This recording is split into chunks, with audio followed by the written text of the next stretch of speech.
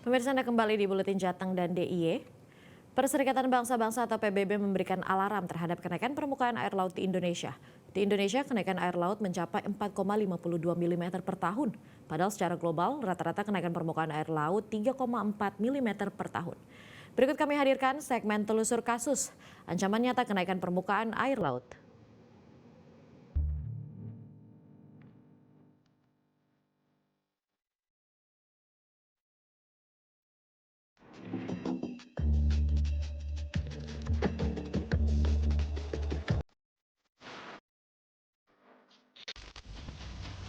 Banjirop di Jakarta Utara yang lagi-lagi menggenang ratusan rumah milik warga bukan hanya sekedar fenomena alam yang patut kita abaikan.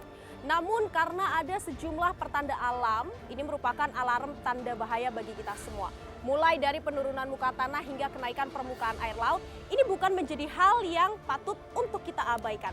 Apakah ada hubungannya dengan mencairnya es di Kutub Utara dan juga apakah ini menjadi sebuah fenomena alam yang bisa kita atasi sebagai manusia? Ikuti penelusuran kami.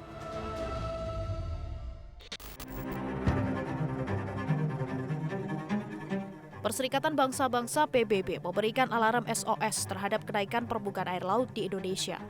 Kenaikan muka air laut secara rata-rata global adalah 3,4 mm per tahun dalam 3 dekade terakhir, periode Januari 1993 hingga Mei 2023. Sementara di Indonesia, kenaikannya mencapai 4,52 mm per tahun. Salah satu bukti nyata bahwa kenaikan air laut perlahan menelan daratan yang kian rendah adalah banjirop yang tampaknya kini menjadi kawan bagi warga di Jakarta Utara. Bahkan hingga awal tahun 2025, banjirop masih menggenangi kawasan Muara Angke, Penjaringan, Jakarta Utara. Banjir dari kemarin lagi pertama itu udah subuh udah naik. Jadi nambah hari kan nambah jam. Karena ini air pasang, air dari laut. Ya ketinggian airnya ya kalau di rumah kan ini segini nih, ini besok naik lagi nih. Ini ya kalau saya masih ibaratnya mau berangkat kerja, misalnya showroom saya nutup, ya udah seolah-olah saya mau berangkat, ini persiapan di rumah-rumah. Kalau di rumah saya kan misalnya nggak ada orang, cuma suami istri, jadi diganjel-ganjel dulu. Kayak kulkas, kayak mesin cuci, kayak gitu. Setelah udah beres saya langsung berangkat ke luar. Tapi kalau di luar misalnya kira-kira pikirannya nggak enak, was-wasan, tetap saya pulang. Bahkan tak hanya di Jakarta Utara, namun di jalur Pantura Demak, Jawa Tengah, rop juga sudah menjadi makanan sehari-hari. Jalur utama di utara Jawa ini kerap dilanda rop yang tentu menyulitkan warga untuk beraktivitas. Bahkan sejumlah desa di Demak kondisinya sangat memprihatinkan karena terdampak rop yang parah. Fenomena ini seolah sudah biasa, ditambah cuaca buruk dan aktivitas pasang air laut yang meningkat sejak Desember lalu. Padahal ada kekhawatiran besar di baliknya, yakni ancaman tenggelamnya pulau-pulau di Indonesia, tak hanya Pulau Jawa. Salah satu faktor penyumbang utama adalah permukaan tanah yang menurun, sementara permukaan air laut meningkat. Ditambah, es di Antartika yang mencair karena pemanasan global menjadi raksasa pemicu kenaikan air laut. Jadi sebenarnya tadi apakah kemudian pencairan gletser itu berdampak pada peningkatan permukaan air laut? Tentu saja begitu ya. Kenapa? Karena tadi mencairnya gletser begitu di kutub kita itu berdampak pada jumlah air kita yang juga semakin banyak gitu ya. Namanya es mencair di kutub, dia jadi air, maka pada akhirnya jumlah air laut kita semakin bertambah. Itu yang pertama. Yang kedua, selain itu juga pemanasan global berdampak pada ada pemuaian, namanya sistem pemuaian dari molekul air itu sendiri. Jadi kesannya bukan airnya yang bertambah, tapi molekul airnya yang membesar. Sehingga pada akhirnya apa? Pada akhirnya jumlah airnya juga kesannya jadi semakin banyak begitu. Itu juga yang akhirnya meningkatkan tadi kuantitas air di laut kita. Badan Informasi Geospasial atau BIG sepakat dengan Greenpeace bahwa kenaikan permukaan air laut dan penurunan permukaan tanah kini kian mengkhawatirkan. Rop yang terjadi semakin parah tiap tahun menjadi salah satu tanda.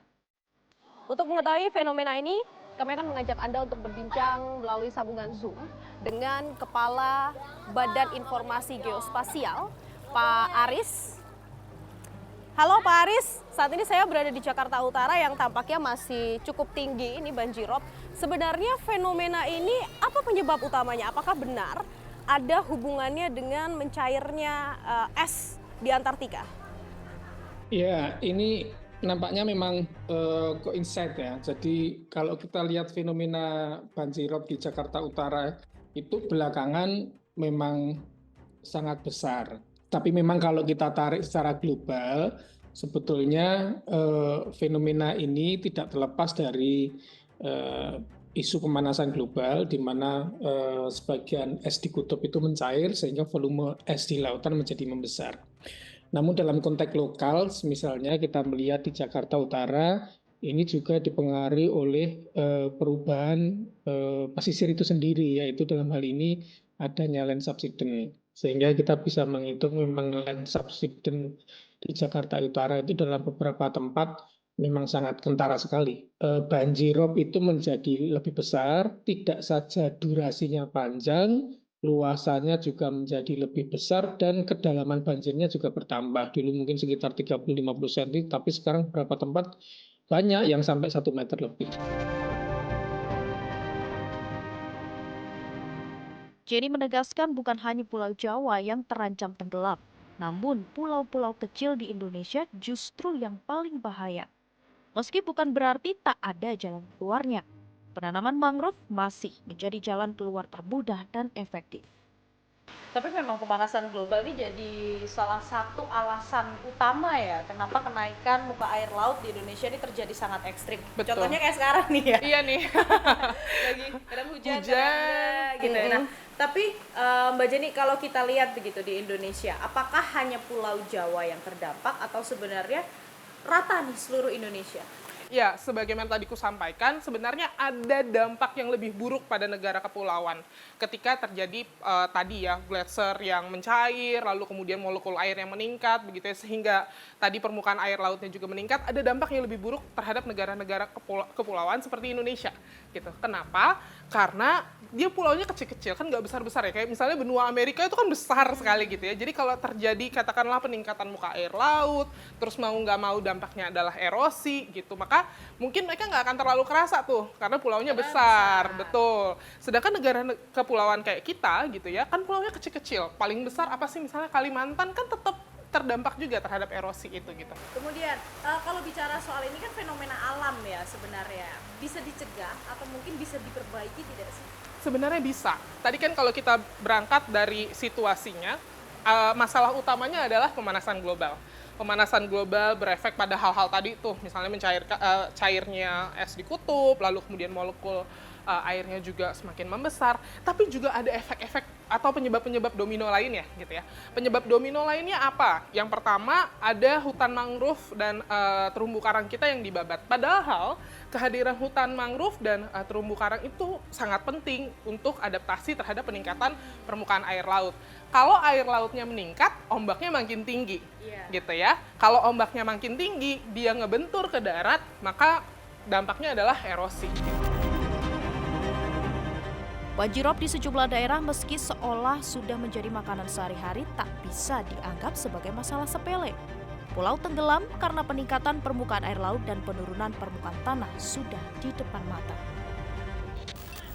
Fenomena kenaikan air laut yang terjadi di Indonesia ini kian parah. Sudah dibuktikan dengan banjirop di Jakarta Utara yang terus-menerus terjadi dan setiap kali terjadi semakin parah.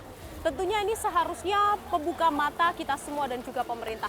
Bagaimana agar kenaikan air laut dan juga penurunan muka air tanah terutama di Jakarta tidak kian parah dan tidak mengakibatkan Jakarta Utara tenggelam. Dari Jakarta, Tim Liputan Metro TV. Jelajahi cara baru mendapatkan informasi. Download Metro TV Extend sekarang.